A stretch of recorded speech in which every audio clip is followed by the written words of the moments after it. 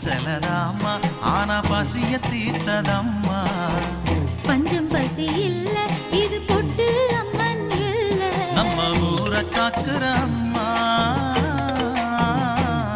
அவ பேரு பொட்டு